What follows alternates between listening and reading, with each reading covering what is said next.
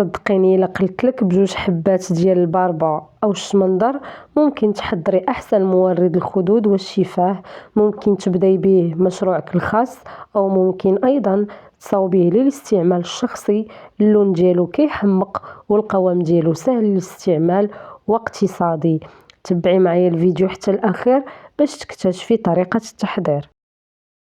غادي نحتاجو مقطر الورد، ممكن تعوضوه بالماء المقطر. فوائد ديال مقطر الورد كثيره، من بينها انه كيرطب البشره، كينقي المسام وكيعطي ريحه طبيعيه وزوينه للمنتوج. غادي نحتاجو ايضا الماء الشمندر او الباربه اللي مفيد بزاف، كيحتوي على مضادات الاكسده والفيتامينات اللي كيعطيوها نضاره واشراقه، كيرطب البشره وكيفتحها وكيعطي ايضا لون طبيعي وصحي. والاهم انه امن لجميع انواع البشره وحتى البشره الحساسه. غادي نحتاجو ايضا للعكر الفاسي او الملون الاحمر، استعملوا اللي متواجد عندكم. وغادي نحتاجو الماده الحافظه فينوكسي ايثانول، ونحتاجو ايضا النشا الخاصه بمواد التجميل. الا كنتو غادي تصاوبوا مورد الخدود للاستعمال الشخصي ممكن تستعملوا نشا الذره. بالنسبه لمقطر الورد غادي نحتاجو 32 مليلتر.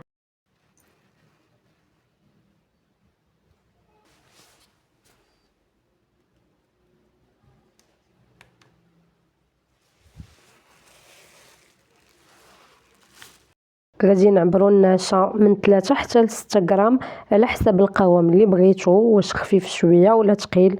انا استعملت 4 غرام.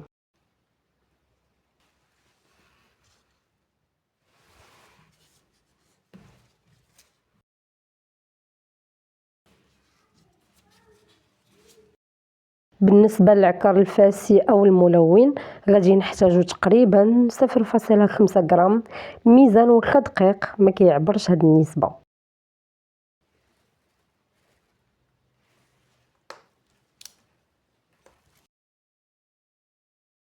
غادي نخلطوا النشا مع الملون ونديروهم في بول ونزيدوا عليهم ماء الباربه.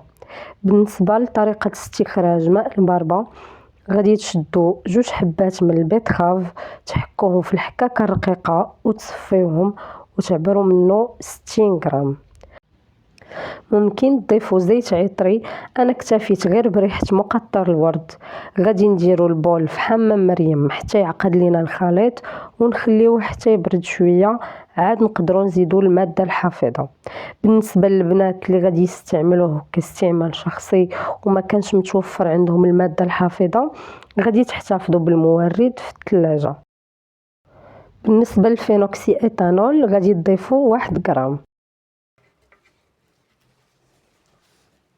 ضروري نعقموا العبوه قبل ما نوضعوا فيها المنتوج ديالنا باش يبقى معنا مده اطول، وانتم اختاروا لومبالاج اللي يجيكم عملي اكثر.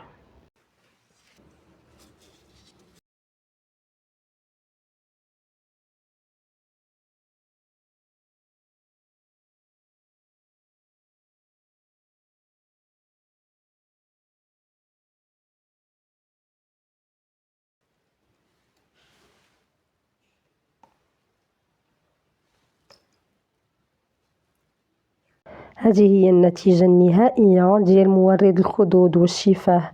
اللون نعيا ما نشكر فيه، حتى تجربوه عاد غادي تعرفوني علاش كنهضر. لون خطير وكيبقى ثابت، وممكن تضيفوا 1 غرام من بروفيتامين B5 باش تحصلوا على ترطيب اكثر. وصلنا لنهاية الفيديو، كنتمنى يكون نال اعجابكم والى اللقاء.